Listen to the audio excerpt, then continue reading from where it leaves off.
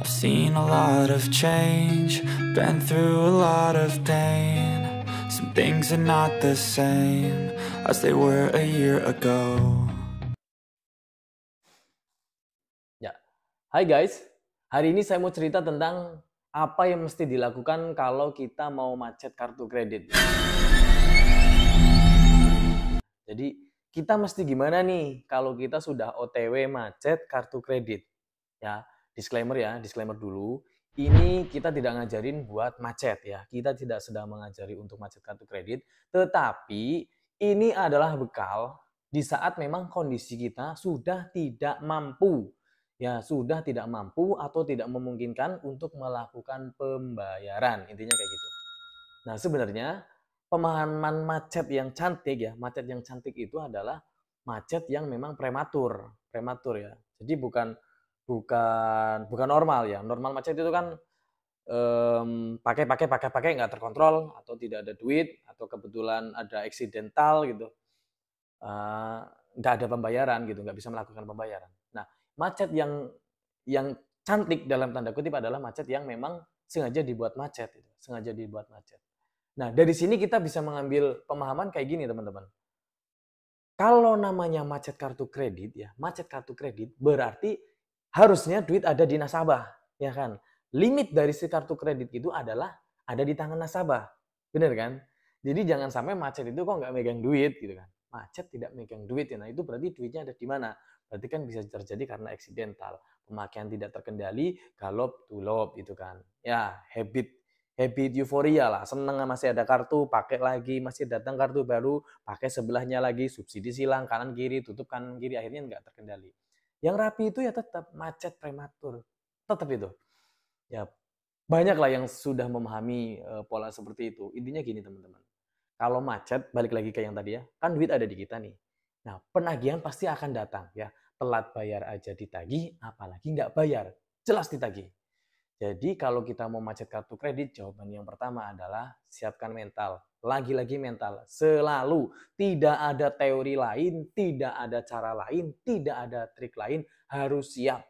Harus siap ada yang namanya kekuatan mental buat menghadapi penagihan. Entah itu WA, telepon, email, atau bahkan visit. Visit berarti collection-nya datang ke tempat kita. Entah itu di tempat kerja, entah itu di rumah, ya pasti akan ada salah satu dari itu semua. Jadi kita memang harus siap. Karena apa? Karena kita tidak melakukan pembayaran. Sudah, aturan mainnya memang seperti itu. Nggak perlu cari teori kemana-mana. Hanya itu saja. Nggak ada pembayaran, pasti ditagih. Ya, jadi mental harus diamanin dulu nih. Yang kedua pemahamannya. Pemahamannya itu ya hutang perdata. Hutang bukan pidana. Seperti itu ya. Lebih detail klausul-klausul yang lain bisa dikonsultasikan sama pakar hukum di lingkungan teman-teman. Intinya kayak gitu.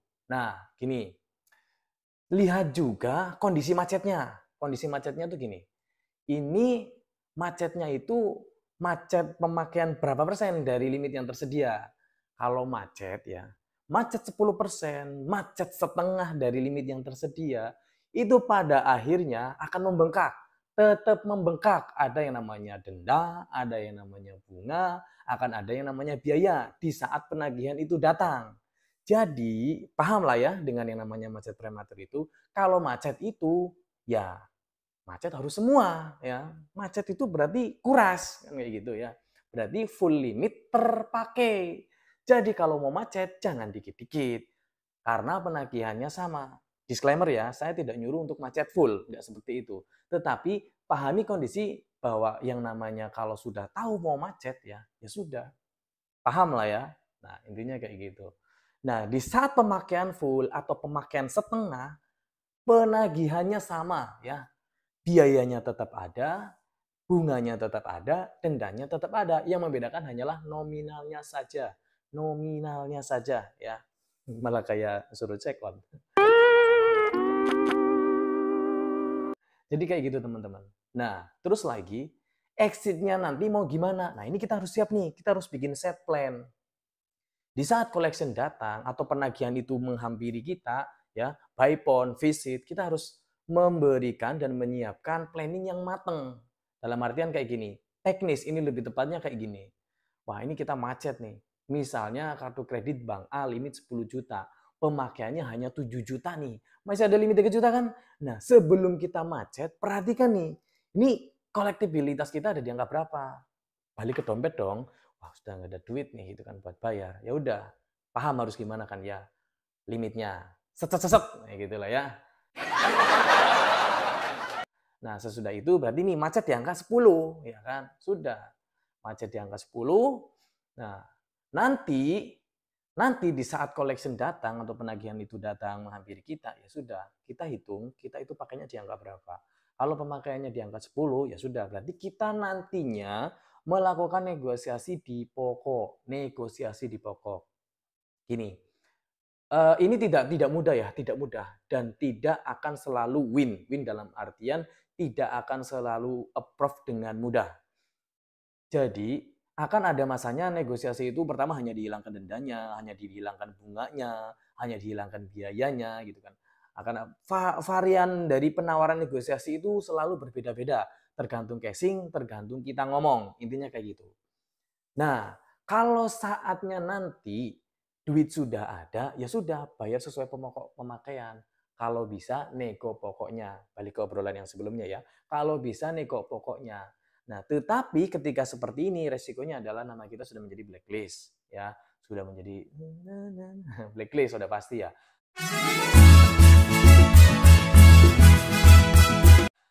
Jadi kalau kita memang sudah OTW macet, ya udah nggak usah mikirin nama, nggak usah mikirin performa Slick atau performa BI checking karena memang kondisinya pada saat itu tidak memungkinkan untuk melakukan pembayaran kayak gitu ya.